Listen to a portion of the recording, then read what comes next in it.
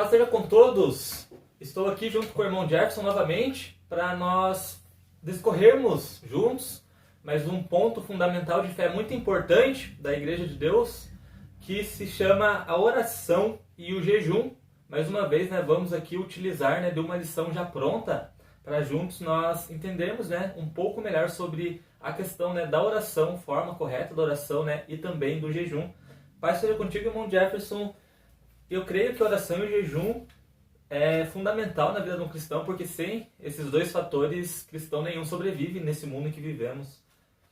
Meu irmão Samuel, paz seja convosco, a todos os nossos ouvintes, a todos aqueles amigos, a todos aqueles que têm simpatia pelo nosso canal. Nós desejamos a paz, que você tenha paz no teu coração e que você sempre possa andar em paz por todos os lugares onde vai. Hoje nós vamos começar aqui esse tema que o irmão Samuel falou, oração e jejum. É um tema das nossas lições que nós estudamos nos sábados, aí cada um em sua congregação. Nós temos esse tema que é estudado nos sábados, oração e jejum. No verso áureo, irmão Jefferson diz assim: confessai as vossas culpas uns aos outros e orai uns pelos outros, para que sareis. A oração feita por um justo pode muito em seus efeitos. Isso está escrito lá em Tiago 5, verso 16. E nosso objetivo aqui é entender a importância da oração e do jejum na vida de um cristão, porque é fundamental tanto no dia a dia, tanto no convívio com os irmãos, tanto em cultos, reuniões, em tudo que nós fazemos, principalmente a oração, ela deve estar sempre presente através do nome de Jesus Cristo. E, irmão Jefferson, nós temos vários exemplos bíblicos de pessoas que oravam, estavam constantes em orações, pessoas que jejuavam. O próprio Cristo, irmão Jefferson, sempre estava ali orando, sempre falando com o Pai que estava nos céus. Então, exemplo bíblico não falta com relação à oração e jejum, principalmente a oração. Irmão Jefferson, você faz a leitura bíblica para nós? Mateus 6, do verso 9 ao 18. Portanto, vós orareis assim: Pai nosso que estás no céu, santificado seja o teu nome. Venha o teu reino, seja feita a tua vontade, tanto na terra como no céu. O pão nosso de cada dia dá-nos hoje. Perdoa-nos as nossas dívidas, assim como nós perdoamos aos nossos devedores. E não nos induzas à tentação, mas livra-nos do mal, porque teu é o reino, o poder e a glória para sempre. Amém. Porque se perdoardes aos homens as suas ofensas, também vosso Pai Celestial vos perdoará a vós. Se, porém, não perdoardes os homens as suas ofensas, também vosso Pai não vos perdoará as vossas ofensas. E quando jejuardes, não vos mostreis contristados como os hipócritas, porque desfiguram o rosto para que os homens pareça que jejuam. Em verdade vos digo que já receberam o seu galardão. Porém tu, quando jejuares, unge a cabeça e lava o rosto, para que não pareça aos homens que jejuas, mas sim a teu Pai que está oculto, e a teu Pai que vê oculto te recompensará. Aí fica bem claro, irmão Jefferson, que tanto a oração e quanto ao jejum, deve ser muito particular, dependendo da ocasião. O jejum sempre, irmão Jefferson, sempre particular, a não ser num propósito junto com o ministério, também deve ser utilizado de um jejum, pedindo sabedoria, entendimento. Mas nos nossos dias, muito o jejum ele se tornou algo mais pessoal. E, irmão Jefferson, o que a mensagem diz, que nós não devemos ser hipócritas o suficientes de querer que os homens vejam que nós estamos jejuando, e sim que apenas Deus o saiba, para que somente Ele possa nos retribuir. Muitas vezes, nosso mestre, Jesus, nós o chamamos de Messias, ele foi contra as religiões seculares da época. Então é muito importante você entender que quando Jesus aquilo ensinou, falou que era para orar, para que teu Pai visse, nosso Pai veja nós orando, jejuar para que o nosso Pai Celestial, o Criador dos céus e da terra, veja nós jejuando em busca sempre de alguma coisa ali, em agradar a Deus, Principalmente esse jejum e essa oração, muitas das vezes deve ser feito em secreto. A gente não rotula todo o secretismo por causa do jejum lá que a rainha Esther lá proclamou para que a nação não fosse abatida lá, se você pegar e ler lá o livro lá de Esther. Então é muito importante nós não rotularmos tudo aquilo, mas Jesus viu ali que a nação tinha se tornado uma nação ali de hipócritas na época. Então faziam para os homens ver. Então Jesus ensinou em muitas passagens, ali é ensinado para que nosso Pai veja. O importante para nós é Deus ver. Deus ver nossa oração, Deus ver nosso jejum, isso que é muito importante. Então nós devemos fazer para agradar a Deus em primeiro plano sempre. E o jejum e a oração são fundamentais para a santificação, né, de um cristão. E nós temos na Bíblia vários conselhos com relação a isso, né, várias palavras. Irmão Jefferson, você consegue ler para nós, por favor, 1 Tessalonicenses 5,17, para nós darmos uma olhada, né, em alguns exemplos bíblicos sobre esse tema, que dentre todos os livros da Bíblia sempre esteve presente, né, a conversa com Deus, o jejum e a santificação também. Então o que diz lá, irmão Jefferson? 1 Tessalonicenses 5,17. Diz, orai sem cessar. Então o primeiro conselho, né, irmão Jefferson, orar sem cessar. Irmão Jefferson, consegue ler para nós agora, por favor, Atos 13, verso 2? Nós pegamos aí mais um exemplo, né? Nós temos vários aqui. Nós vamos ler esses dois por enquanto, para nós sempre termos auxílio bíblico, né? Porque as Escrituras são nossa principal direção. E servindo eles ao Senhor e jejuando, disse o Espírito Santo, apartai-me a Barnabé e Saulo para a obra que os tenho chamado. Então aí está mais um exemplo, né, do ministério pedindo auxílio através do jejum. Temos vários outros textos, né, em Atos 14, 23, Daniel 9, 3, Lucas 22, 40, 46, Marcos 13, 33 e vários outros tantos, né, que eu tenho aqui até como exemplo. E, irmão Jefferson, nós sabemos que tanto a oração quanto o jejum, quando nós precisamos da ajuda do nosso Deus, nós pedimos, né, seja pela nossa família, seja por conhecimento, seja para ajudar um irmão, e nós podemos usar dessas armas da oração, do jejum, que com certeza, né, irmão Jefferson, entre nós somente desejarmos algo de Deus, auxílio de Deus, é uma coisa, e se nós desejarmos auxílio e buscarmos com oração e jejum, é totalmente diferente, né, e muito mais bem visto por Deus. Muito mais proveitoso. Então, muito importante as orações, quando se dirige a Deus, ser muito específica. Ali detalhar bem o que você quer do Pai Eterno, o que você quer que Deus faça por você, ser muito específica. Nós não temos tanto motivo assim para ficar de muitas palavras lisonjeiras. Afinal de contas, Deus nos conhece, Deus sabe o nosso proceder em todos os momentos da nossa vida. Como ressaltamos, desde que passamos pelo batismo, somos comprados ali pelo sangue de Jesus Cristo, Deus já é o nosso Pai, Deus já é o nosso dono. Então não precisamos assim de muitas palavras lisonjeiras, ser simples e específico nas nossas orações. Claro que se tivermos que falar muito com Deus, falamos muito com Deus.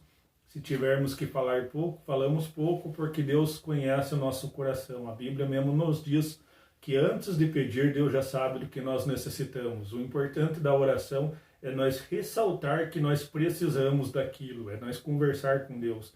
Ou seja, uma oração é uma conversa com Deus. E o jejum ali aumenta o nível do nosso achegamento com o Pai Eterno. Nós sempre devemos estar vigilantes, né, principalmente no momento da oração, para que possamos saber o local correto, né, onde nós possamos ter maior concentração para falar com Deus, porque não é com qualquer um que nós estamos falando, né? Nós estamos nos dirigindo ao Criador, que é santo, totalmente santo, habita nos céus. Então nós devemos vigiar, achar um local apropriado, né, ser sincero em nossas palavras, e também quando estamos reunidos com os demais irmãos, sempre orarmos também em conjunto, né, um representando ali a igreja, é uma boa maneira, né, de oração também. E não como muitas pessoas fazem hoje em dia, né, em praças, através de microfones, onde você está a quilômetros de distância e está ouvindo, né, aquele fuzuê, aquela oração, que acaba não sendo algo tão pessoal diretamente com Deus, acaba sendo uma exposição desnecessária, né? Então, a Bíblia sempre ensinou nós vigiarmos e orarmos com cautela, né, para não aparecer diante dos homens, conforme Cristo ensinou, né, para que somente Deus, Pai, possa nos atender e somente Ele possa nos dar o galardão. Porque se o homem vê a tua oração e te rotula como santo, né, pela tua oração, então você já está recebendo o galardão dele. E se você recebeu o galardão do homem, então Deus não precisa mais te dar, né? Você já recebeu a tua recompensa. Por isso que é muito necessário nós entregarmos nossas orações e jejuns somente a Deus. Irmão Jefferson, nós temos tantos exemplos, né, de pessoas que jejuaram e oraram na Bíblia. Temos o profeta Ana, né, irmão Jefferson, um bom exemplo, que ela sempre estava lá no templo servindo em jejum e oração. Davi, quando seu filho nasceu, né, ali durante aquela passagem dura em sua vida, também estava ali em constante oração. São tantos exemplos, né, irmão Jefferson, que tanto no Antigo quanto no Novo Testamento mostram que sempre estiveram ligadas à vida do povo de Deus, tanto o jejum quanto a oração, e tem muito mais exemplos, né? Tem só alguns aqui. O irmão Samuel profetiza Ana ali, quando estava no templo, a Bíblia diz, jejuando e orando inconstante. A Bíblia nos fala. Temos também Daniel, que segundo os relatos ali das Escrituras, orava 3 vezes ao dia. Temos Moisés ali, conversando com Deus, muitas vezes pessoalmente conversando com Deus. Ele não via Deus, mas sentia a presença de Deus, que é o que nós sentimos hoje através do seu Espírito Santo.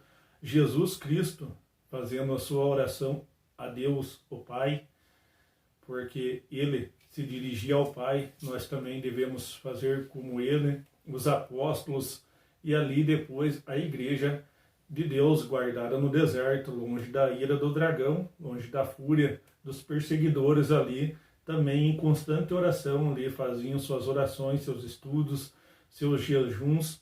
Então nós temos muito apoio bíblico e também histórico que as igrejas de Deus faziam ali nas catacumbas, em lugares escondidos, longe da ira do dragão, as suas orações e seus jejuns. Então é muito importante nos achegarmos a Deus com o conhecimento das Escrituras e com muita santidade. Ressaltando aqui, irmãos, ouvintes, os nobres que nos acompanham sempre, que a santidade é pessoal, a santidade é para você. Você não precisa mostrar ser santo, você precisa ser santo. Então isso que é importante. Quando você se mostra santo, você está sendo hipócrita tanto quanto aqueles que fazem orações em público, aqueles que fazem bonitas orações para serem vistos. Então a santidade é questão pessoal, você precisa ser santo para você não precisa dizer para o outro que você é santo. Você não precisa mostrar, nossa, aqui ó, veja como eu sou santo. É louvável a atitude, mas é muito mais louvável quando você faz se dirigindo a Deus e não aos homens. E temos, né, outros exemplos que eu só vou citar aqui para a gente não tomar o tempo da leitura, né? O irmão já citou o exemplo de Esther, tá lá no capítulo 4, verso 16. Temos ali Esdras também, no livro de Esdras, né, quando eles estavam retornando para Israel, onde se proclamou o jejum lá em Esdras 8, 21. Temos 2 Samuel 2, 16. 1 Reis 21, 27. Ali mais exemplos de Jesus, né? Lucas 22, 41, 42. Mateus 6, do 5 ao 9. Marcos 6 e 46. Então, irmão Jefferson, primeira pergunta, quanto tempo se deve durar um jejum? E nós temos uma pista, né? Porque quando Cristo fala do jejum, ele diz para a gente não demonstrar a expressão na nossa face. E para um tempo determinado que se acarrete em nossa face, ele não pode ser muito curto.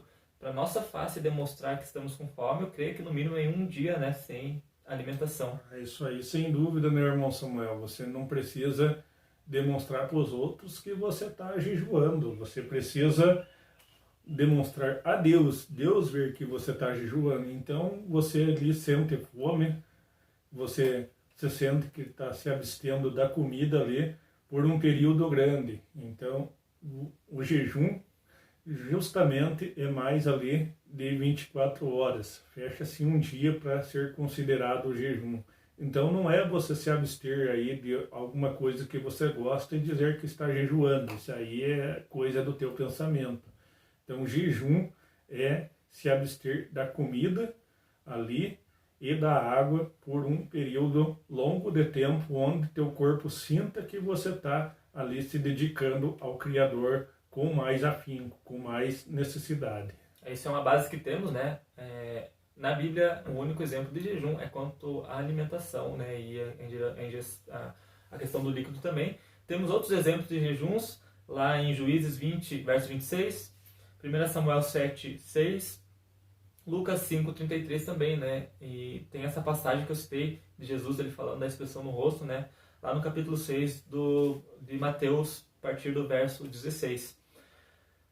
Irmão Jefferson, aqui na outra pergunta é com relação aos fariseus, né? Quantas vezes na semana jejuavam os fariseus? Vou pedir para você ler para nós Lucas 18, 12, para nós respondermos essa pergunta com a leitura bíblica.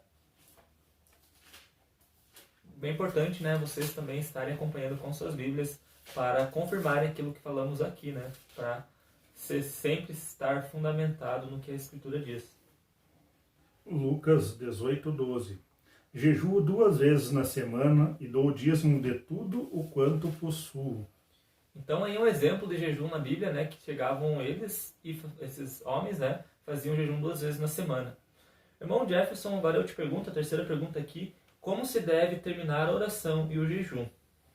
Então, isso é muito importante, desde que nós entramos na fé cristã, e nós cremos que a fé cristã que entramos é genuína, tudo se começa no nome de Jesus e tudo se termina no nome de Jesus. Então, nossa oração sempre se começa no nome de Jesus e nosso jejum também começa no nome de Jesus e termina tudo no nome de Jesus. Então, isso é importante, porque Ele está ao lado do Pai, sempre intercedendo por nós. O nosso único intercessor é Jesus Cristo. Nosso único mediador é Jesus Cristo. Então, por Ele nós achegamos e por Ele nós entregamos também nossas obras ao Pai.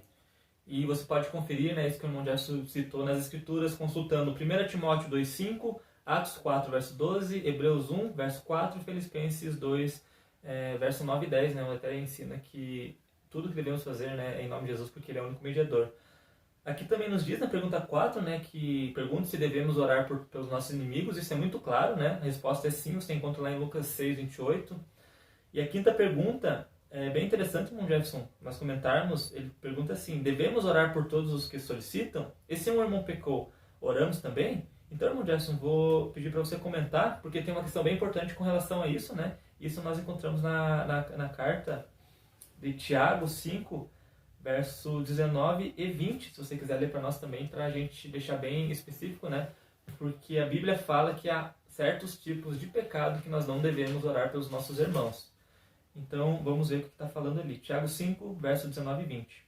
Irmãos, se algum de entre vós tem se desviado da verdade e alguém o converter, saiba que aquele que fizer o converter do erro do seu caminho, um pecador salvará da morte uma alma e cobrirá uma multidão de pecados.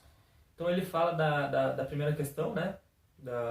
Do irmão que orou pelo outro, né? Mas não falando do pecado específico, né? Que ele cobre a multidão de pecados. E irmão Jefferson, 1 João, por favor, 5,16, que agora sim, né? A gente vai falar da questão do pecado qual não se deve orar, que a Bíblia aconselha também, né? Então, 1 João 5,16. Se alguém vir seu irmão cometer pecado que não é para a morte, orará e Deus dará vida àqueles que não pecarem para a morte. Há pecado para a morte e por isso digo que não ore. Então, irmão Jefferson, nós vimos em Tiago, né, que a oração que convence o irmão, o conselho com o irmão cobre a multidão de pecados, e agora ele fala do pecado para a morte, que nós não devemos orar, né, dependendo do pecado. Então, aquele pecado que é feito premeditadamente, aquele pecado que a pessoa faz tendo vontade de fazer, aquele pecado que sabe que vai de encontro à vontade de Deus, que vai de encontro às Santas Escrituras.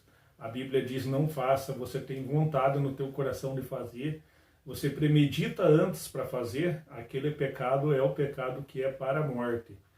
Então, não cabe nós aqui dizer qual é o pecado para a morte. Cada um sabe da sua responsabilidade diante de Deus, cada um sabe dos seus atos, cada um sabe aquilo que jurou diante de Deus fazer, porque você não faz um juramento a um homem. Quando você passa pelo batismo, você não faz um juramento ao pastor, ao evangelista, ao presbítero que te batizou, você faz um juramento a Deus e ali você se vende, entre aspas, digamos assim, pelo sangue do Cordeiro perfeito que morreu por você na cruz. Então, quando você passa pelo batismo, você está fazendo um juramento a Deus. Cabe a você saber que o pecado que você fez ou ali tem vontade de fazer e pretende fazer, esse pecado é para a morte. Então nós não vamos aqui enumerar, dizer esse pecado é para a morte, aquele não é, e esse aqui não é tão ruim, aquele pecado ali é meio ruim, meio bom, então não cabe nós dizer, mas cabe você no teu coração dizer ali aquilo que você tem vontade de fazer, que você quer fazer. Se você insistir nesse pecado, premeditar antes, esse é um pecado para a morte. Tanto é que a Bíblia fala para nós não orarmos, mas a Bíblia não fala para nós julgarmos, né? Então o julgamento aí cabe a Deus, né? Nós só não oramos porque a Bíblia fala que existe sim pecado para a morte. Então encerramos aqui nessa lição. Agradeço a todos que acompanharam, lição bem tranquila, né? Ponto fundamental da fé é bem importante. E, irmão Jefferson, já vou me despedindo por aqui e deixo com você a consideração final. Bom, Samuel, muito bom nós, irmãos, fazermos esse estudo da Escola Bíblica, esse estudo de lição. Mais uma vez, aqui aos nobres que nos acompanham, peço um like aí, peço que compartilhe com aqueles que têm desejo de aprender e nos despedimos aqui desejando a você a paz seja convosco. Também desejo a paz a todos vocês. Nos contate, converse conosco, né? Interaja com nós aqui através das suas perguntas, utilizando os canais aí que serão informados, nossos WhatsApps, né? E também tem o nosso e-mail. Paz a todos e até o próximo estudo.